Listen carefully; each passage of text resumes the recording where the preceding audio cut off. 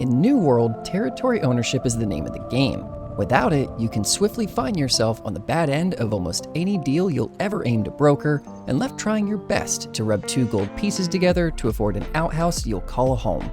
Hoping to avoid that misfortune for you, let's brush up on what territories are and why they're important to you. Territories are regions owned by one of the three existing factions in New World. The more territories you have, the more control you have economically. However, too much control can become expensive and hard to police, so be sure you can afford the conquest or you'll wind up losing the regions you worked hard for. I do want to note the rules for gaining territory are uniquely different at launch, where the first company to 100,000 gold claim a territory rather than having to go to war for it. Whether it be your faction or your company that owns the territory in question, the incentives that come with it are game-changing. As you can see, there are two distinct categories. On the left, you have the governing company members who, because they're the governing body in charge of the region, receive additional buffs and bonuses. And on the right, you have the faction incentives, which are buffs given to everyone associated within that faction, regardless if they are part of the company. This in turn will effectively create business on better margins for those that own or are affiliated with that territory. As the saying goes, with great power comes great responsibility, and the governor is responsible for ensuring the upkeep of any and all regions within their control. As such, territories consist of keeps and towns, both of which play their role in maintaining control over your region. Upgrading your town will allow visitors of the region to craft and refine higher tier items and weapons, which they can either turn around and sell in the auction house, further their craft, or equip for progression. Whereas upgrading the keep is effectively upgrading your control over your region. The stronger the keep, the easier it will be to defend against any sieges looking to take from you what you've built. Bear in mind that you cannot immediately upgrade everything all at once, even if you have the money to do it due to the time gating in place for each upgrade. You must finish one upgrade before you can begin to start another. Cost of both fort and town upkeep cascades relative to the size of the region, as well as the number of regions you own. So as you level up tiers within forts and towns, it becomes increasingly more expensive to maintain them.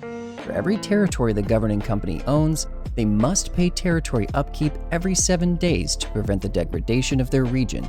Therefore, you can expect Tier 3 upkeep would cost significantly more than Tier 2 upkeep, and so the choice of what to invest in first for the region can be vital. Naturally, all those benefits and upkeep don't come cheap. In fact, they're a fortune.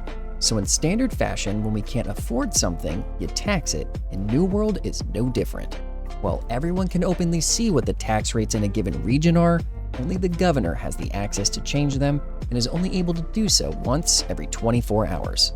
Company payroll statements show the breakdown of where most of the region's revenue is coming from. However, it will not show anyone exactly how that money is being spent. So be sure you're conducting business in a region that fits your needs. Given there are no mounts in the foreseeable future, and fast traveling adds up quickly, the option for remote access to your banks and at any settlement controlled by your faction is beyond appealing. This removes the need to travel from one region to another to gather up resources and spares you the time of going back and forth to accomplish your goals. Instead, you'll be permitted to pull resources from one region to another directly from your bank, and remotely so for a small fee. While expensive and perhaps not the easiest thing to purchase, homes act as a place to fast travel to, separate from your inn and with an option to purchase up to 3 homes as you progress. As part of the incentives mentioned earlier, anyone associated with the company who owns a region will receive a discount on the purchase of a home, along with the taxes associated for owning that home. Provided you have the money, homes become essential storage facilities in tandem with the storage already within a given region, as well as other useful buffs when hunting or gathering.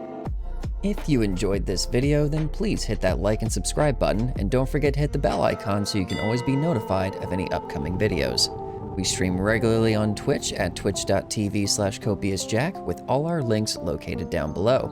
And until next time, I hope everybody has a good evening and a great night.